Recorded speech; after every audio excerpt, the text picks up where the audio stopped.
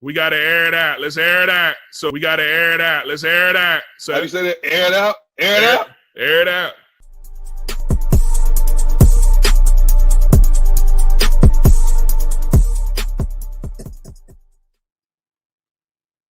What is up, ladies and gentlemen, and welcome to the Air It Out podcast. I am hosting again today. I am Avery Collins, joined by two lovely analysts that I would love to introduce today. Mr. Juan and only to my, well, it's to my right, your left, I'm assuming. So, you know, Juan, say what's up to the people. Good to be back once again. Sorry, I've been kind of incognito like the past couple of weeks, but I'm happy to be back, and I'm just happy the Jets are not don't have a goose egg in the winning column anymore. We got the one. Can we get another? I highly doubt it. And I'll leave it. You did get one. You did get one. Very, very solid win as well. I believe it went to overtime, right? You know, a hard-fought win. So shout out to the Jets. Some bright spots in the future potentially. Chris, what is up, man? Christopher Thomas is back on the Air It Out podcast. Always a pleasure to be joined by or with you two. Chris, say what's up to the folks, man. What's going on, everybody? Well, shoot, we got the old crew back, man. Feels good. That is a fact for those who have been. That's a fact for those who have been following for a while. This is like one of the more original crews here, right? Yeah. This is really an OG, yeah. This is a throwback episode here. The only person we're missing is Jerome, you know? Got to get Jerome in there. Well, yeah, we'll see. He's here. He's just, behind the glass. He's here behind the glass. We'll see if he decides to make a cameo. Probably not. He had a pretty tough day at work, and I understand it all the way through and through. Listen, who's better in the world, the Jets, Dolphins, or Lions? Well, the Jets have a win. The Lions, don't they have a win? Also, the Dolphins don't have a first-round pick this year. The Dolphins don't have a first-round pick. Listen, man, I'm going to say it's going to be the Jags again. That's just me. But, yeah, with that, we definitely need Crockett. Shout out to Kevin Crockett if you're watching. Shout out to you and all the great things that you are doing. We miss you, man. We see that you're doing great things, though, so congratulations to you. All right, ladies and gentlemen, like I said, listen, it's the Air It Out podcast. Don't forget to like, share this video, share this stream. Right now, we are live. Put your comments in. As you can see, we see those comments live, and we get to interact with you guys. So share this video, comment, let us know what is up. With that being said, let's get into some football talk. And obviously, we got to touch on the big, quote-unquote, breaking news of this week. It was just reported, actually, during Monday Night Football, right before halftime, that John Gruden is out. He's fired as the head coach of the Las Vegas Raiders. This is coming into, I believe, year 4 of a 10-year NFL contract that he signed with the Las Vegas Raiders. He is out after over 600 emails, over close to a decade, about 8 years of emails degrading African Americans, homosexuals, and even degrading and demeaning the commissioner, Roger Goodell. And women. Don't forget women. And women. And definitely a lot of misogynistic talk. Now, he says that he stepped down, that he walked away, but we all know when that meeting was going on, what was going to happen. Now, I want to get you guys' reaction to this. I'm pretty sure you guys have seen the news. We haven't seen what the actual emails have said, but he has come forward and stated certain things like, yes, I did call Goodell certain things. He did, come forth with some of those things. So, I mean, Juan, what do you think? What are your thoughts on this? Well, first off, if anyone wants to read kind of specifics about it, I'd suggest looking into the New York Times article that talks all about the emails. It does get a little expletive, so mature audiences, unfortunately, but give it a read when you can. I offer a unique perspective. So, as y'all know, I work for Spectrum News One here in Wisconsin, and part of what we do here is called the Roundtable. It's a sports show that we do 2 times a week involving Packers legends, breaking down Packers performances and Packers news going forward into the week. And one of the former players who's on the show, borderline Hall of Fame safety, soon to be Hall of Fame safety, Leroy Butler, actually worked with John Gruden when he was an assistant coach in Green Bay back in the 90s. And Leroy had this great quote to say on the show today. He's like, look, I'm from the South, all right? And let me tell you, John Gruden's not racist. He's arrogant, and he got drunk with power, and he became an overall abuser of power. But he just lost control of his opinions and of what he could say. And that's how he put it. I'm not 100% saying that I necessarily agree with what Leroy's saying, but it does speak to a point that Gruden had reached a level of power and a level of position, both when he was with ESPN and with the Raiders, where he felt like he was untouchable. So a lot of the things that he was able to say and write to Bruce Allen and everyone else he was sharing these emails with, he felt like he couldn't be taken down.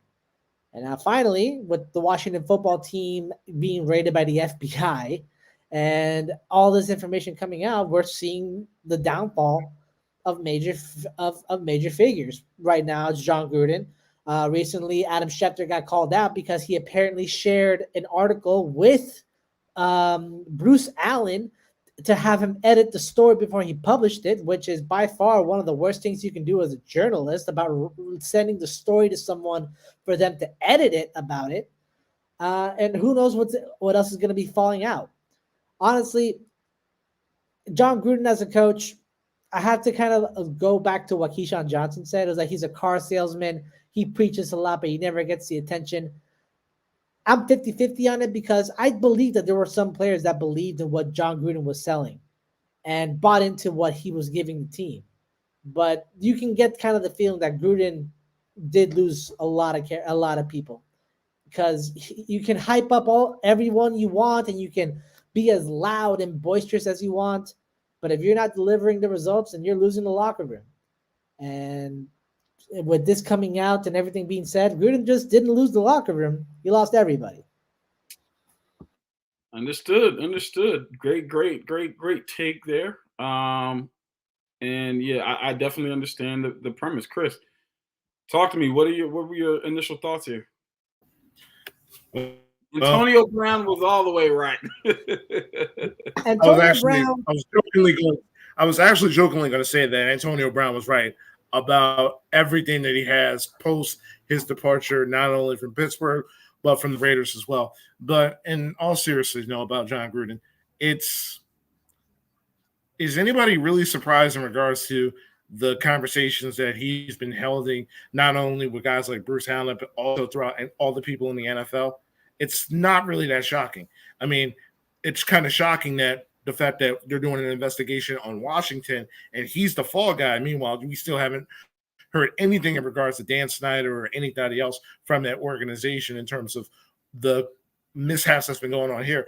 And particularly, one of the things that was going on in those emails was topless photos of the Washington football team cheerleaders. But the reality is that I kind of have to agree with Keyshawn. The guy he's a car salesman. He's a fraud. I always thought that way. What he did in Tampa Bay, he got way too much credit for a team that Tony Dungy built. And you saw post that Super Bowl, he's been an average to below average coach, just clinging on to that 2002 Super Bowl. And all the problems that ever since coming back to the Raiders actually starts to make sense now. The fallout with Marquette King, the punter, him trading Khalil Mack, him getting rid of Amari Cooper. It's starting to make a lot more sense now when you look at the language and the conversations that he's been holding in regards to those emails. And my thing is this. It's his faults are his faults. I'm not saying that, and I'm just I'm not in the mindset of like giving this man this excuse. Oh, well, it was so long ago. He could have been a changed man. The man was 48 years old. At that point in your life, there's really not much you can really change about how a person views life at age 48 years old. There are some rare occasions, but in reality, that's just not happening. That just doesn't happen. So I'm not in the mindset of like giving this man excuses.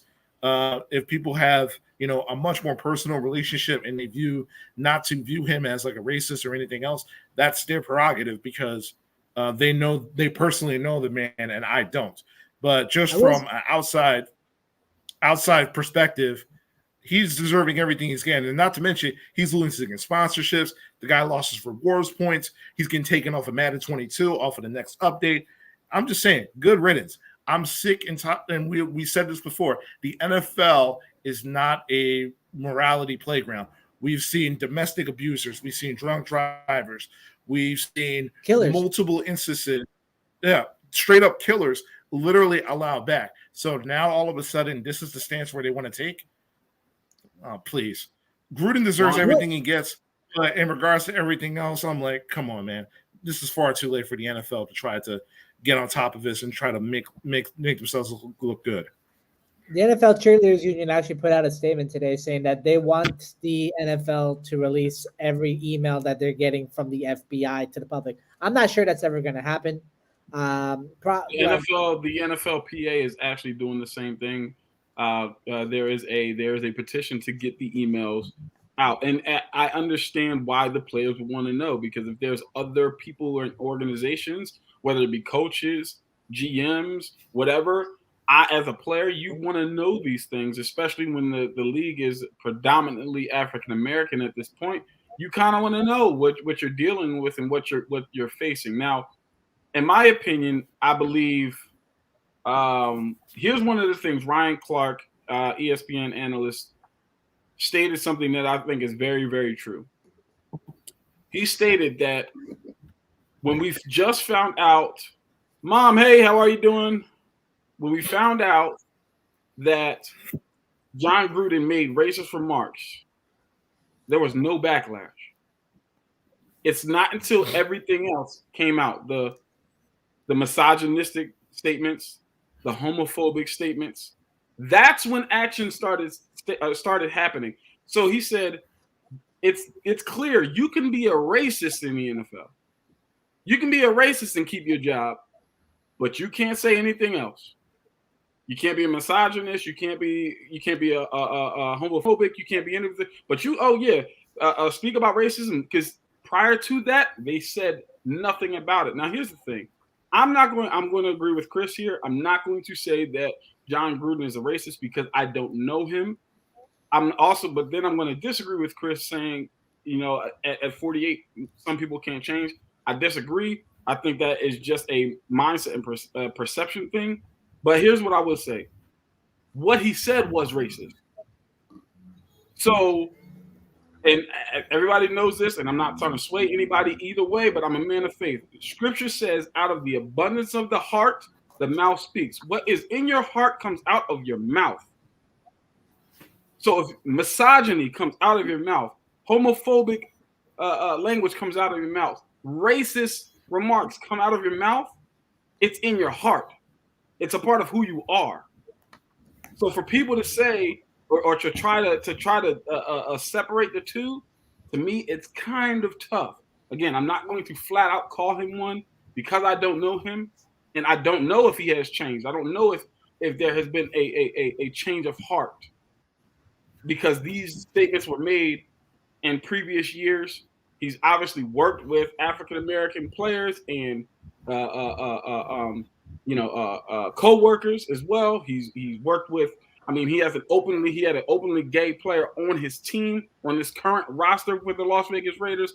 And so I can't say that he is still the same person from 2011. However, I will say it's hard for me to believe otherwise. Chris, last thoughts.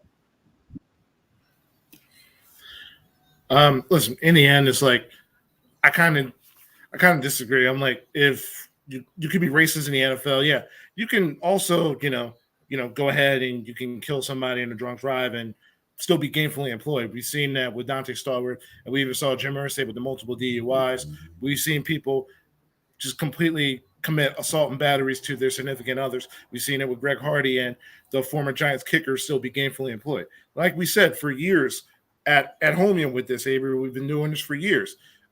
Even long before I even left this show, and still come on occasion. The NFL is not a place for morality. In the end, as long as you're able to perform at a high level, you can pretty much get away with anything that you want, or as long as you have the bank account to back that up.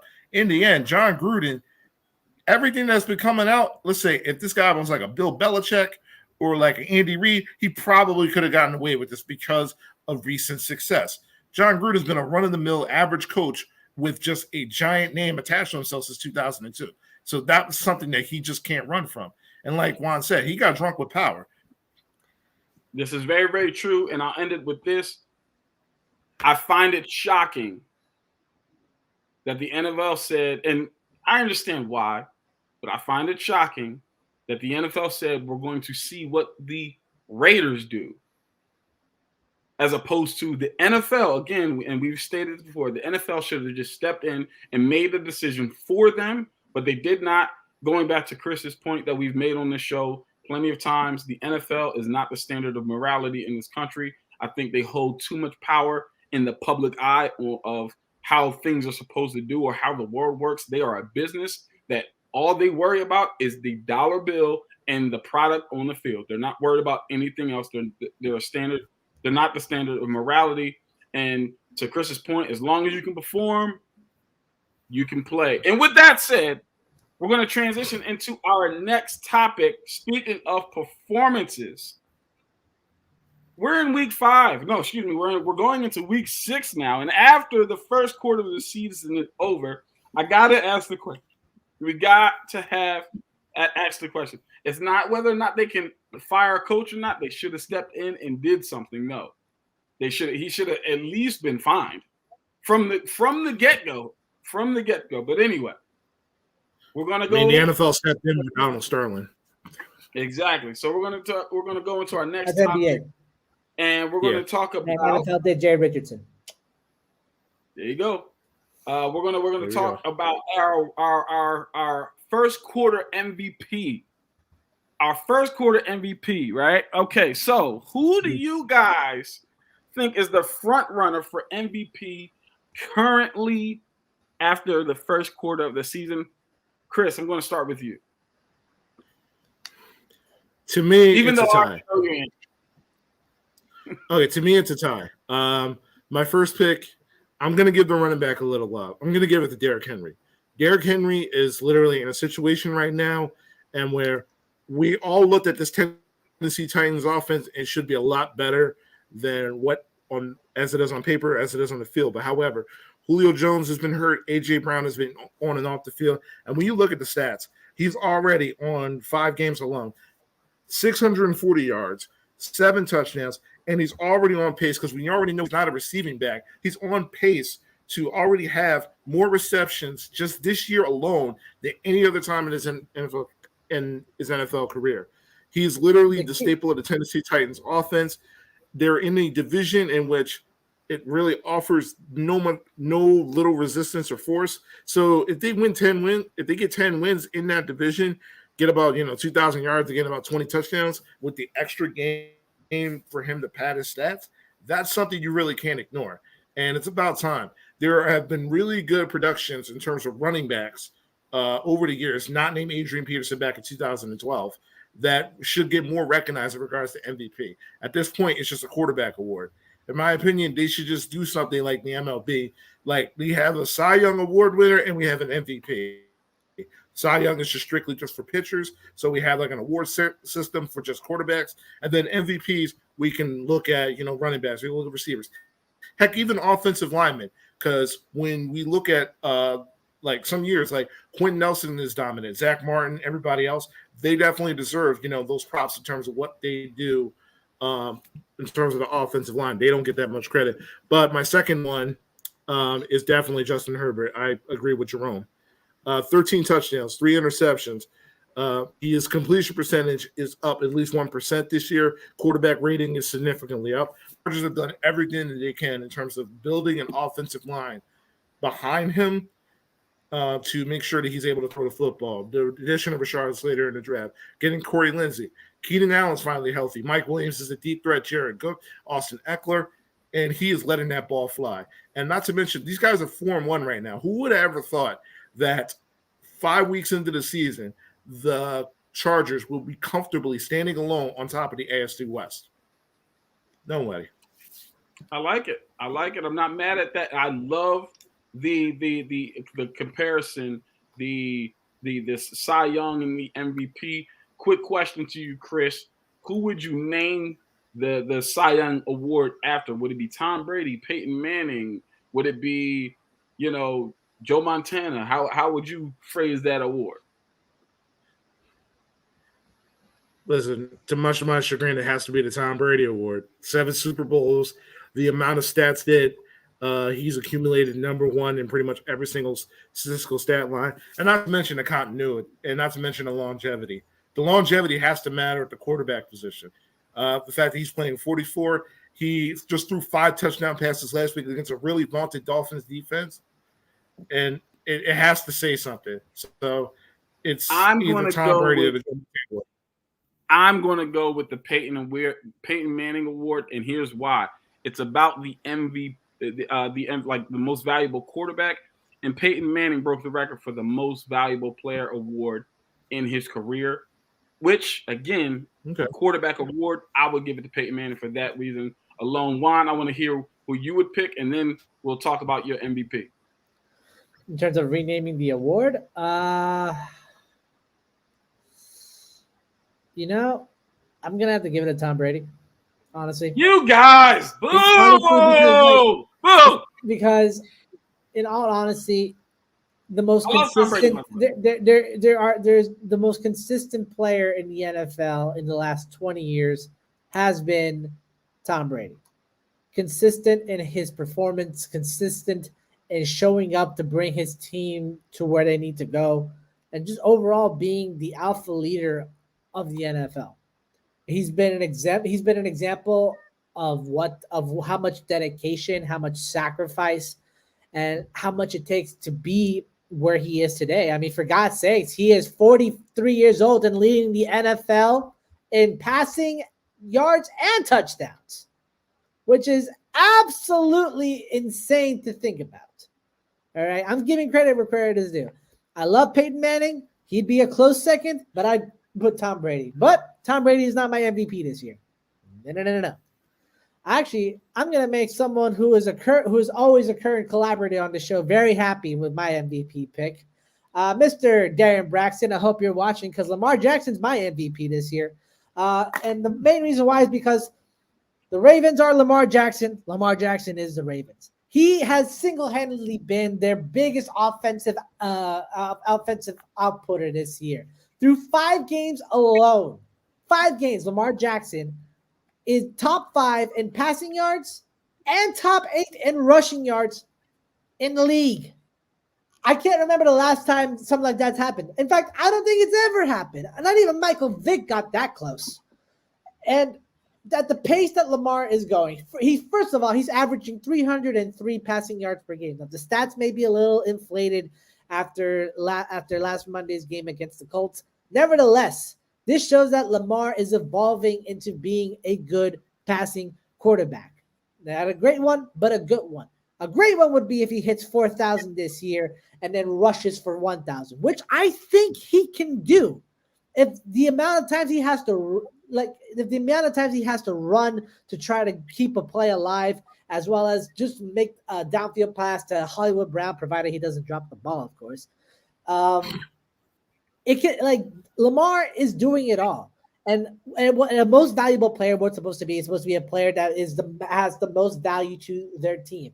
If you can think of every single team in the NFL right now and take the quarterback out of the equation, the Ravens are the one team that you can say is a playoff team with Lamar and a top 5 draft pick choice in 2022 without him.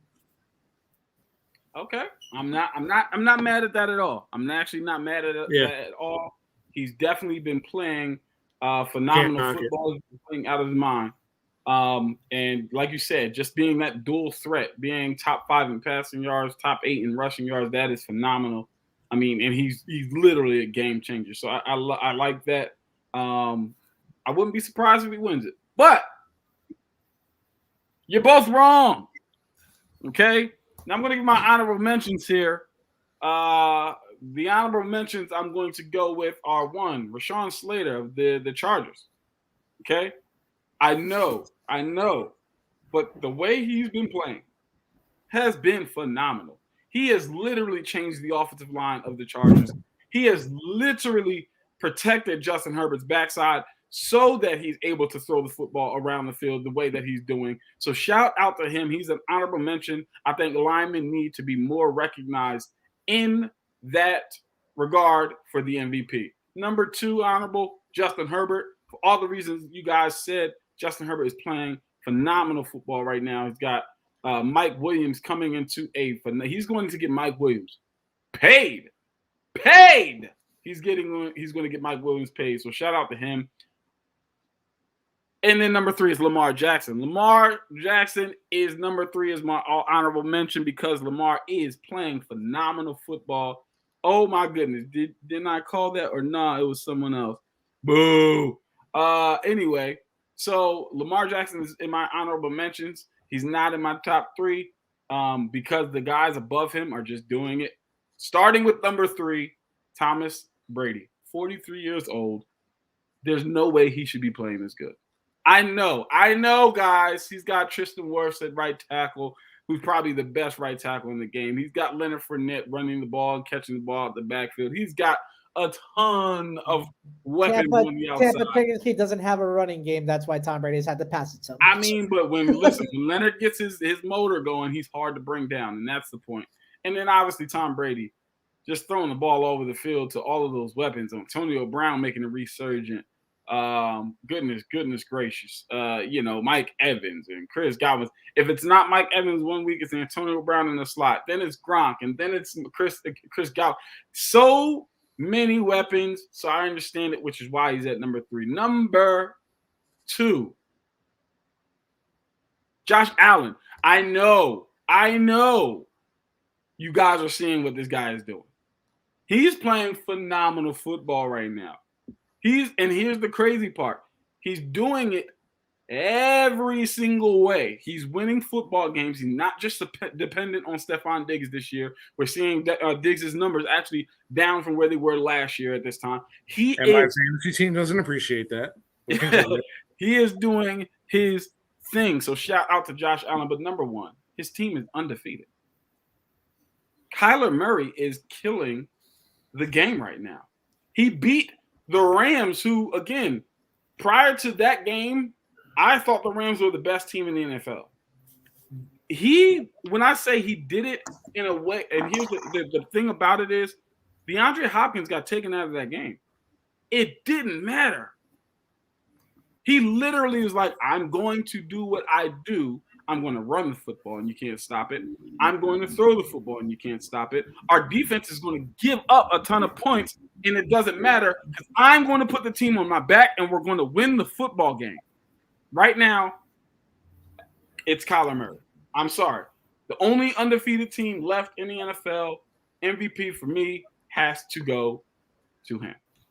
I will say my dark horse candidate right now, if he improves play a little better going forward, is Matthew Stafford. Matthew Stafford with I like it. And like in the showdown against Kyler Murray, wasn't his best game, but Matthew Stafford is known for having those kind of up and down performances. Nevertheless, the fact that he's found a system where he's able to just flourish with great weapons, good protection, and an elite defense to keep his back on, he's in his prime. He's in his home. And I can see the Rams making a good run at the postseason this year with Matthew Stafford at the helm. Look, the Rams were a playoff team, wild card, borderline division rounder team going with Jared Goff, with Matthew Stafford. Sky's the limit. Yeah, I mean, they're one game from the Super Bowl last year. So Matthew Stafford looks to hope to get them over the hump this year. Now, with that being said, we're talking about MVPs. it's time to lower the bar here a little bit. We're going to talk about some rookies who are just not living up. Can we all call Stafford Matty Ice instead of Matt Ryan? Sorry, Avery. No, you can't. Why? Because Matt Ryan still has more fourth quarter comebacks in his career than Matthew Stafford. However, Matthew Stafford has the most since he's come in the league. That's an impressive stat. With that being said, he wasn't able to come back against those said Cardinals, who have a terrible defense. But anyway, which, again, you know what? I think we need to touch on that as well, because we thought the Cardinals' defense, especially after week 1, was going to be phenomenal with Chandler Jones and J.J. Watt. But we'll get to that in another episode.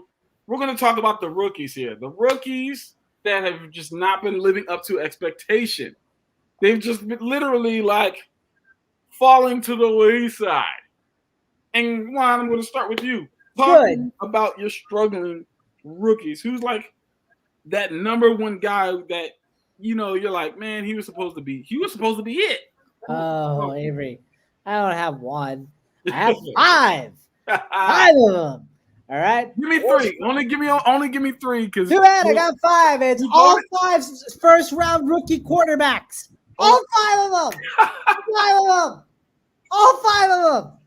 It's freaking, oh my God. It's 5 of them. It's Trevor Lawrence, it's Zach Wilson, it's Trey Lance, it's Justin Fields, and it's freaking Mac Jones, man. All right. I did the math, putting these guys' stats together. They are 4-14 as a draft class, 19-25. I didn't say Jalen Hurts.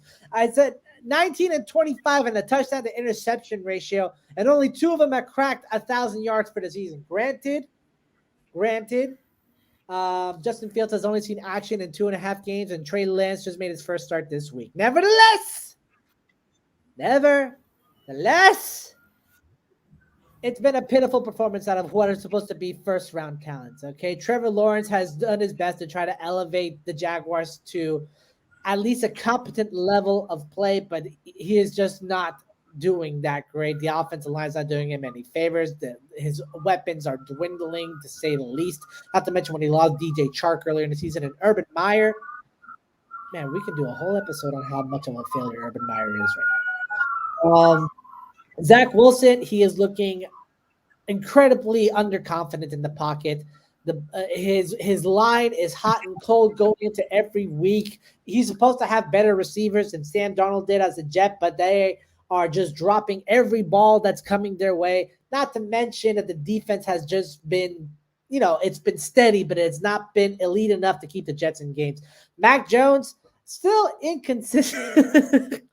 Mac Jones is playing game manager, and that's all he can play in the quarterback system that is New England. He's not expected to do much, therefore he is not doing much to begin with. Trey Lance, we need a better sample size, but he got injured against the Arizona Cardinals this week. But with what we saw, he's a hot and cold quarterback and a rookie that is getting his hard knocks out of the way. And last but certainly not least, Justin Fields. Justin Fields, I feel, is actually being held back by Matt Nagy and Bill Lazor. Granted, he is a rookie still learning the system, but it doesn't feel like they're doing a good enough job in trying to get him opportunities to grow as a passer right now. All right, it's been mostly serving as a game manager, and it's not even working that well because, number one, he has the worst offensive line in the league. And number two, every single rushing option that the Bears have is either injured or on the COVID reserve list. All right, and going into this week against the Packers is going to be a real test to see what Justin Fields can do. Can he put the Bears on his back to win at home against Green Bay and Aaron Rodgers? Yep. Listen, I agree with your assessment. It's been very, very tough. So those 5 rookies are not a bad choice. Chris, give me your rookies, man. Talk to me. Well, first I want to answer. I was actually going to go all 5 rookie quarterbacks because normally you would at least see 1 or 2 of them stand out. But the fact that none of them have stand out and none of them have a signature game is really concerning, regardless if all these guys are meeting the rookie wall. You at least see one of them with having. Did you make the potential. argument that Wilson had it against the Titans and he won Rookie of the Week for it? Maybe. Yeah, but it's Tennessee's defense. Anybody can look good against those guys. But in the end, what you can get. But I'm going to go a different avenue. I'm going to go, honestly, Juan took my answer. But if I had to pick one, I also would probably pick a Kitty Payne, defensive end from the Colts. I mean, granted, he's been hurt, but when he has been playing, I mean, he's been a legitimate non-factor.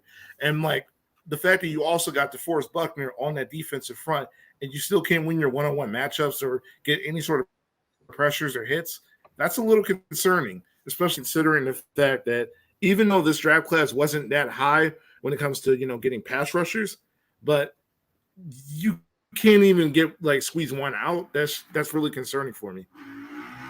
Holy crap, Jerome, that is hilarious. That is funny. Now that is good. That is gold right there. All right. The reason I picked the 5 quarterbacks is because a lot of position players right now in the league, I'm cutting them a little bit of slack because some of them are just in really weird or awkward situations, particularly the first receiver taken in this year's draft, Jalen Waddle. 5 catches for 27 yards, 1 touchdown. All right. The quarterback situation in Miami has been unstable. Listen. This is where I'm going, okay? I'm going my top 3, okay? And an honorable mention, and I don't know if this is dishonorable mention. Dishonorable. We'll do dishonorable. Dishonorable mention, Kyle Pitts. I mean, outside of last week, he really wasn't doing anything. He finally got his first touchdown. He's actually top 5 in yards for tight ends this year. However, it's because of his last game. And I believe he's top 5 in targets or top 10 in targets. But again, because of his last game. Now, with that being, and because Calvin Ridley was out, and so I'm going to put him as a dishonorable. The Falcons receiver core was all gone. Exactly. So my top 3, and you just mentioned number 3 for me, Jalen Waddle has been doing absolutely nothing. Zilch, nada. 5 catches, less than 30 yards. I mean, I'm not even in shape anymore, but if I'm getting 5 catches in the NFL, I'm guaranteeing at least 70. I'm guaranteeing at least 70 yards. There's no way I'm that fast. I run a 4.2, and my catches are 5 for less than 30 yards. Absolutely not. He's number 3. Chris, I'll let you jump in real quick. Okay, no, real quick. I was at Dave and Buster's a few weeks ago, and when Tua Tagovailoa got hurt and Jacoby Brissett got in, all they were doing is just doing 5-yard dump offs to Jalen Waddle. But at that point, it's like, if you got Jacoby Brissett, he's not going to take the top off of defense. He's just going to take what you can get. So when you're playing against a guy like Jalen Waddle, you're just going to play all the underneath stuff and not let him get past you.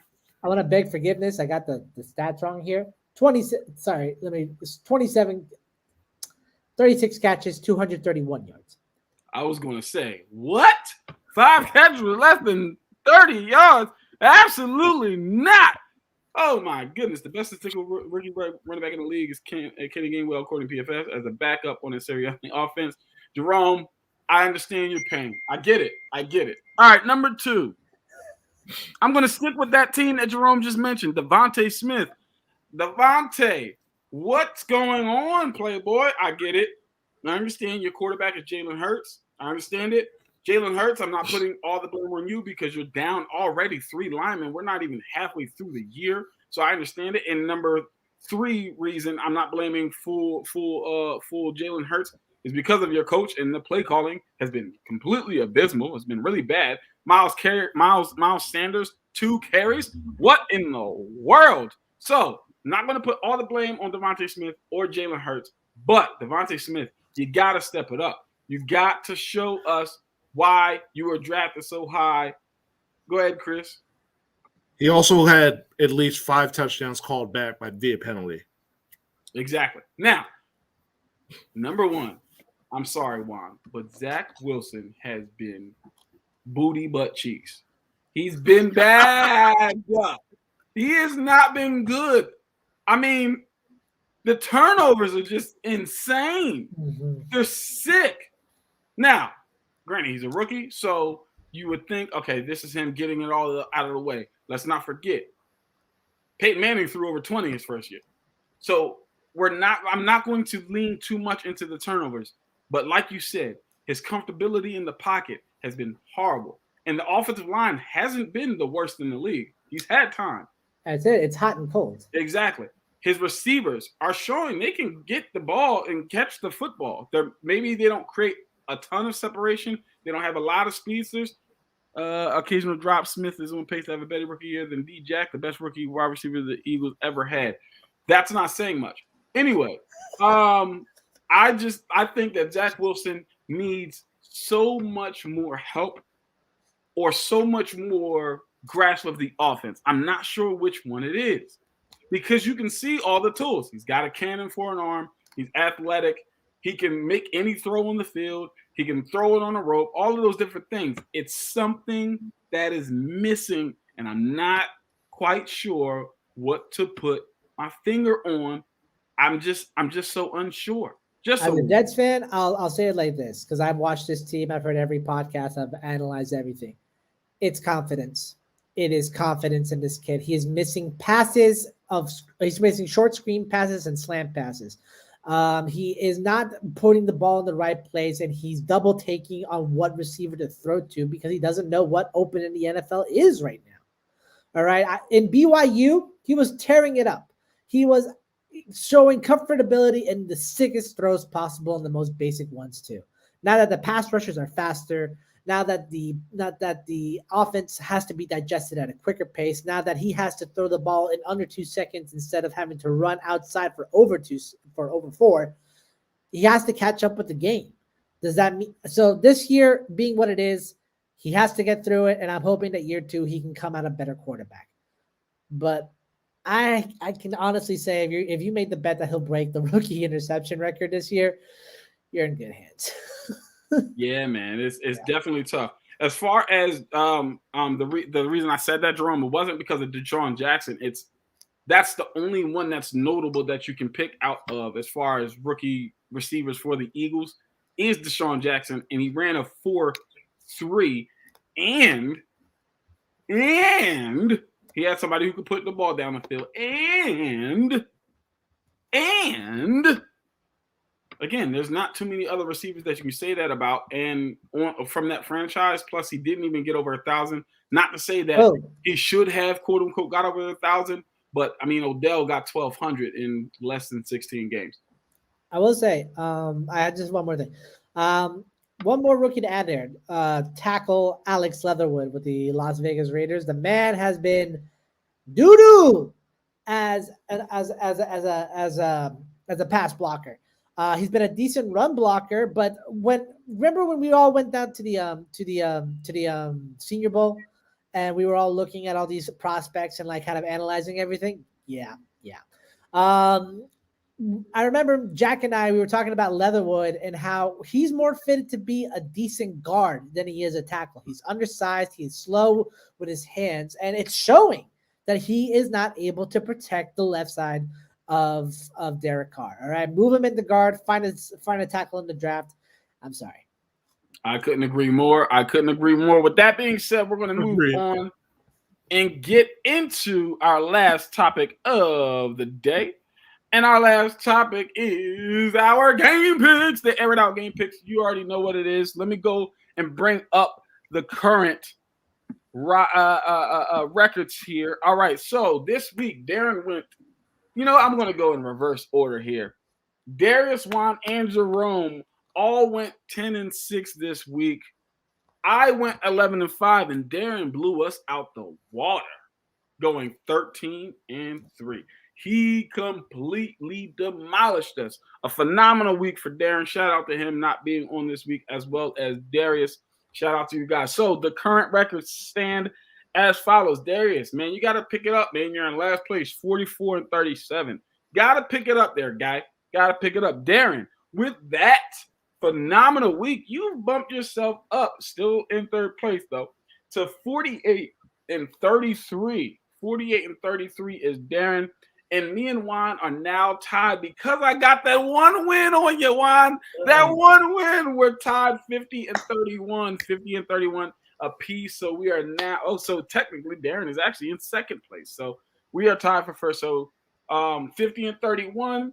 It's time to get into the game picks. And as you know, you go through the games, you pick your games. You only get to explain one of those picks. That is it. One of those games and one of the and give your explanation for why you are picking that team to win or lose or however you want to phrase it.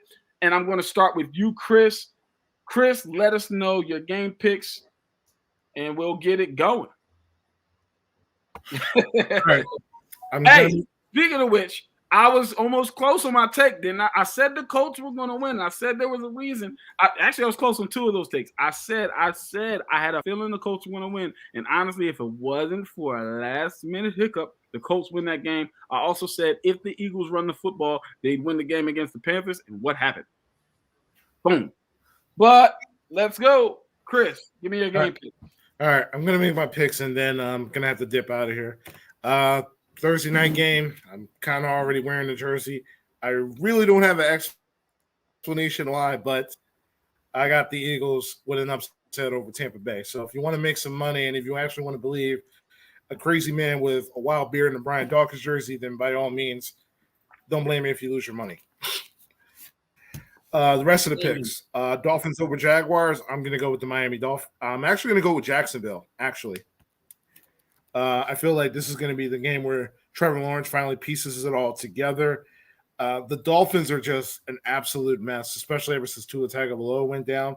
And this is just a battle of like which spirit hasn't gotten broken down further. I feel like Jacksonville still has everything to play for. Meanwhile, Miami, they're just on a free fall. So I got Jacksonville getting their first win this week. Vikings and Panthers. That was your explanation. Okay. Vikings and Panthers, I'm actually going to go with the Panthers. Christian McCaffrey should be back, so I'm going to go with Carolina at home. Chargers and Ravens, I'm going to go with the Chargers. I feel like after that Monday Night Football game, Lamar gave everything that he had, and I think he's going to be spent during that Chargers game. Rams and Giants, going to go with the Rams for obvious reasons. Texans and Colts, I'm going to go with the Colts. Colts will definitely get back in the swing of things. Chiefs versus Washington, I'm going to go with the Chiefs. Packers and Bears. The Bears aren't ready for this stage yet, so I'm going to go with the Packers. Bengals and Lions, I'm going to go with the Bengals. Ooh, Tristan McCaffrey have a setback. Oh, in that case, I'm going to go with Minnesota then. It depends on which running back is back. If Dalvin Cook is back, then I'm going to go with that. Just depends on the running back. Dalvin Cook had his first full practice this week, so he looks to be good to go. All right, Minnesota it is. All right, Bengals and Lions. That Jamar Chase, Joe Burrow combination is way too hot right now. I'm going to go with the Bengals. Browns and Cardinals. That might be the game of the week, but I'm going to go with the Browns. The Browns need this win more than Arizona, so I'm going to go with the Browns via upsets. 425 game, Patriots and Cowboys. Hate to say this, but Dallas is just on another level right now, so I have to pick the Cowboys. As much as I hate to say that. Broncos and Raiders. I'm gonna go with the Raiders. They got the better and the healthier quarterback. Steelers, Seahawks Sunday night. I'm gonna go with the Steelers. And Bills Titans Monday Night Football. I'm gonna go with the Bills. All right. Chris, with the game picks, thank you so much for jumping on today. We will see you another time. Have a great evening. Tune in to the Run It Back podcast every Tuesday at 5 p.m. That's right, the Run It Back podcast. Let them know where they can find you, Chris. Every Tuesday from 98.5 WJYN and on uptownradiophilly.org. The Run It Back radio show every Tuesday from 5 to 7 p.m. Eastern. Be sure to tune in. Chris, we will see you next time. See ya. It is time for your game picks, the one and only. Well, since, I always pick the primetime games, right now I'm going to go with the Tampa Bay Buccaneers to beat the Philadelphia Eagles. The London game, it's Jacksonville against Miami. And you know what? Jacksonville's been playing pretty good. I'm calling the upset over Miami in London. Then Green Bay against Chicago, Green Bay. Cincinnati against Detroit, Cincinnati. Houston against Indianapolis. Los Angeles Rams against the New York Giants. The Rams. KC against the Washington football team. KC. Minnesota against Carolina. It's a good one. Well, I'm not a good one, but man, it's a hard one. I'm going back and forth with it. Honestly, if I had to, I would go with I'm going to take the Vikings.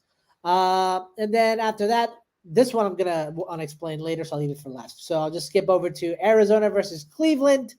I'll go with, where is it?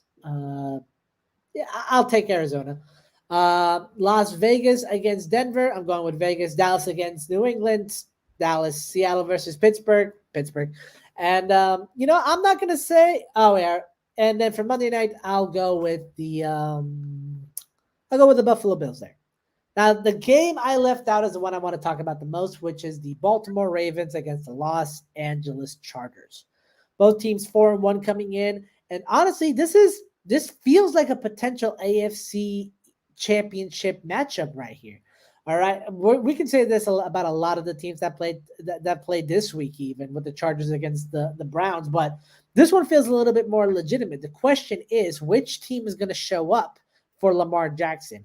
All right, the Ravens have been surprisingly one of the worst running teams in the NFL because most of the running production comes out of Lamar Jackson.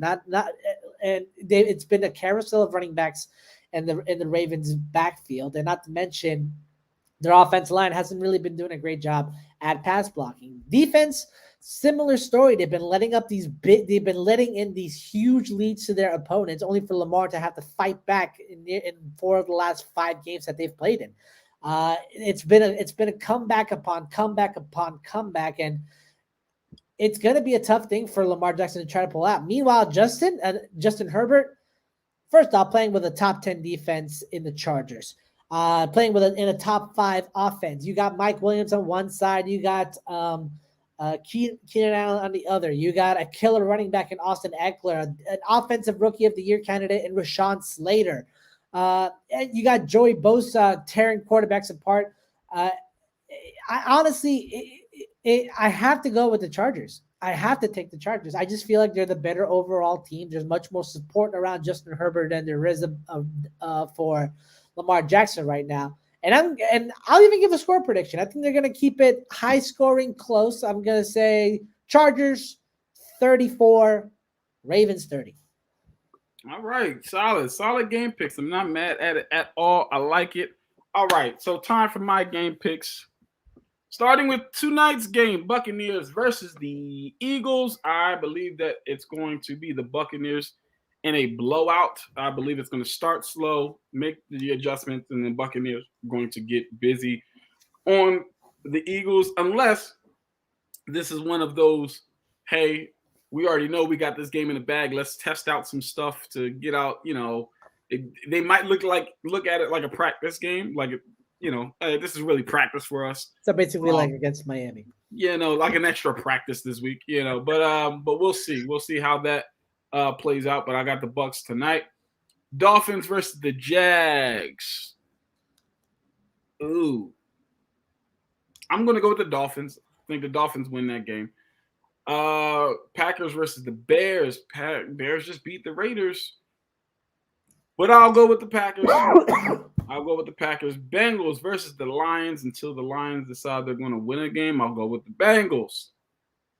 Texans versus the Colts. Colts should have won against the Ravens, so I will take the Colts again. Rams versus the Giants. Sorry, Dad. I'm going to have to go with the Rams. They look really good. Giants, though, are starting to come together, as you can see. But I'll go with the Rams. Chiefs versus the Washington football team. Answer you this. Does Slay struggle against Mike Evans? Real question. Absolutely not, depending on how the Eagles decide to play that game. If they decide to play man, he'll do very well. If they play zone, Mike Evans is going to eat that up. So you might want to get because Darius Slay you want to play zone more against mobile quarterbacks, and Tom Brady's anything but. You gotta disrupt the timing. Tom Brady's a timing quarterback, and Darius Slay is not. He's not afraid of anyone.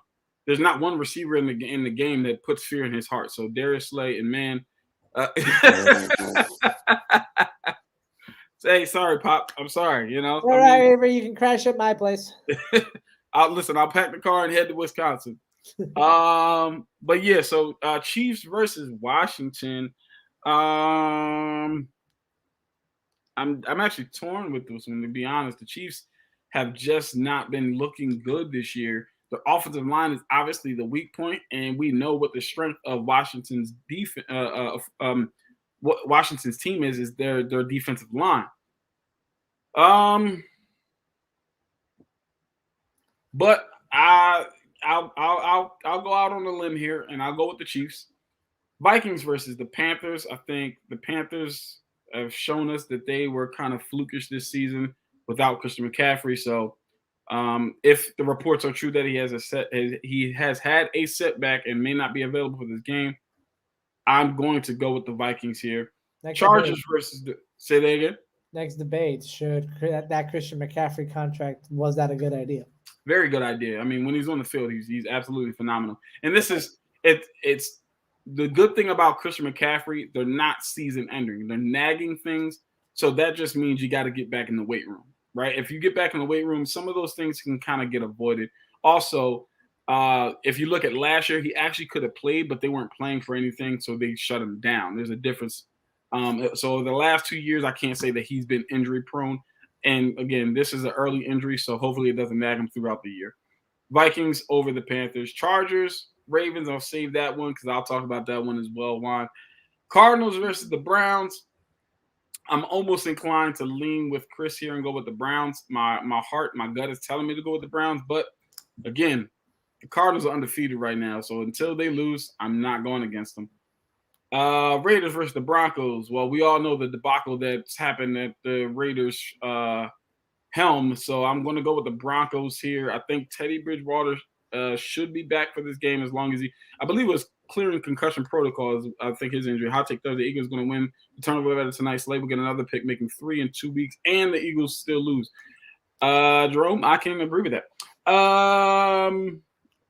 Yes, Cowboys versus the Patriots. That's going to be a tougher game for Dallas than they expect, only because, again, Bill Belichick knows how to scheme well against people, especially when he knows he's going to be on TV. So I'm going to go with the Cowboys, though. Is he on TV all the time, though? Say that again? Isn't he on TV all the time, though? I mean, not since Brady's left. No. So I'll go with the Cowboys there. Steelers and Seahawks. I'm going to go with the Seahawks. I'm going against the grain here. I think the Seahawks get a W there. Bills versus the Titans. I'm going to go with the Bills. They're just looking too good right now. Back to the game. I believe is going to be game of the week, and that is Chargers versus the Ravens. Juan, I disagree with you. I thank you, Will. Appreciate you, Will. Thanks for joining. Shout out to Will. All right. I disagree, though. I think this is going to be a complete blowout. I think the Chargers are going to run the Ravens off the football field. Just my opinion. I don't know why. This is not something that I've seen on film or anything like that. It's just a feeling. Because I mean, if I was to give reasons why, obviously the Ravens offensive line has not been great. And Joey Bosa coming in against that offensive line may have a field day. Obviously, Lamar, we know he's a magician when it comes to escapability. So I don't think it'll be multiple sacks or anything like that, but they will create pressure. Then the issue with the receivers, Sammy Watkins out with the hamstring injury. So now you're leaning on Hollywood Brown to be the number one guy again. Being that number one guy, and Mark Andrews again prior to last week, he was kind of shaky there with the numbers, different things like that. I mean, Bateman should be potentially coming back for this game, but again, he's a rookie. So are you really going to count on this guy?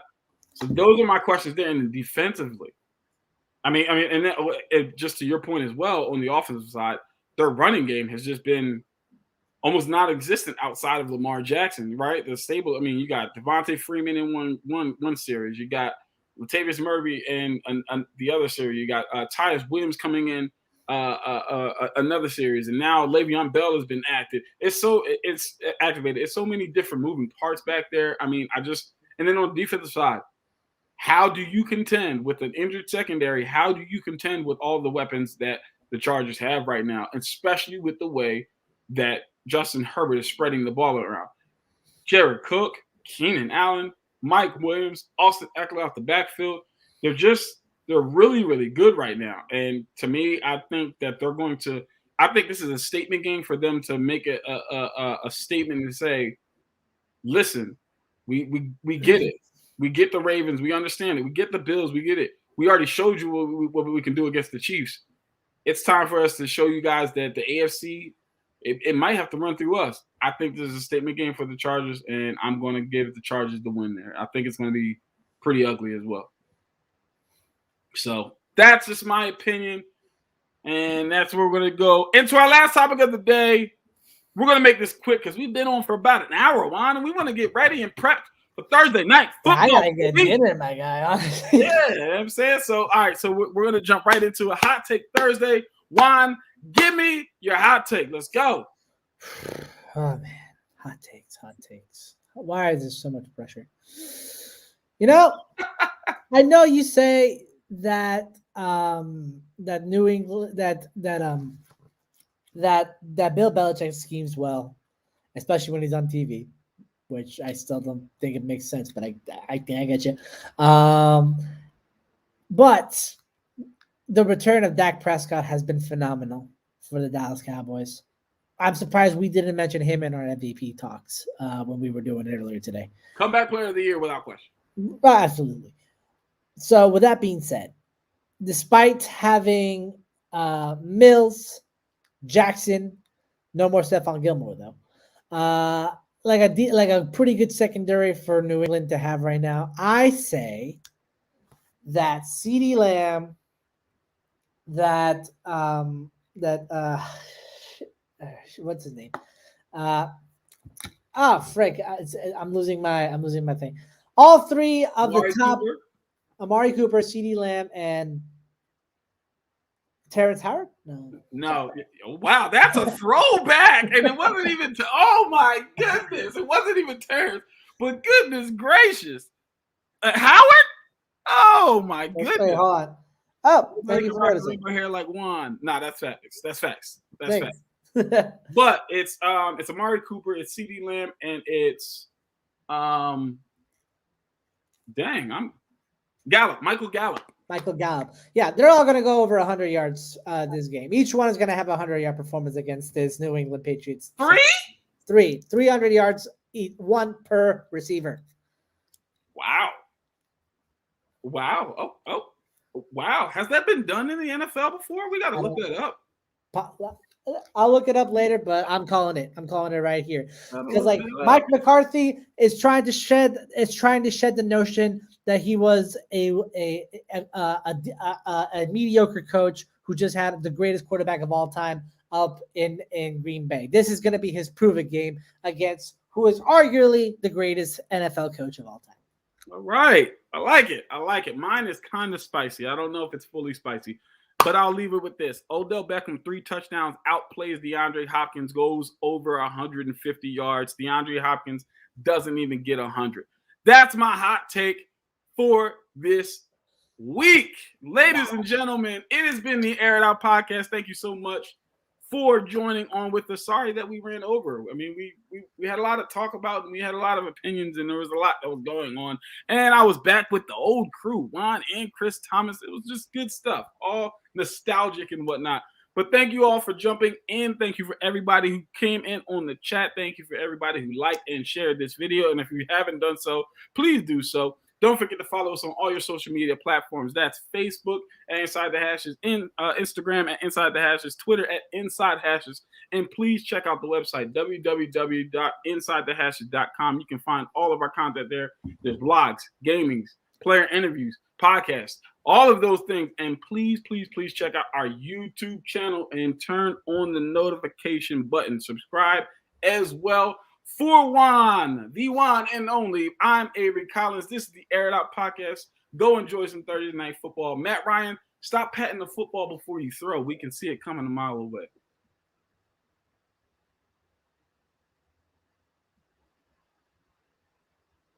I guess we got some overtime here. Oh my Matt. gosh.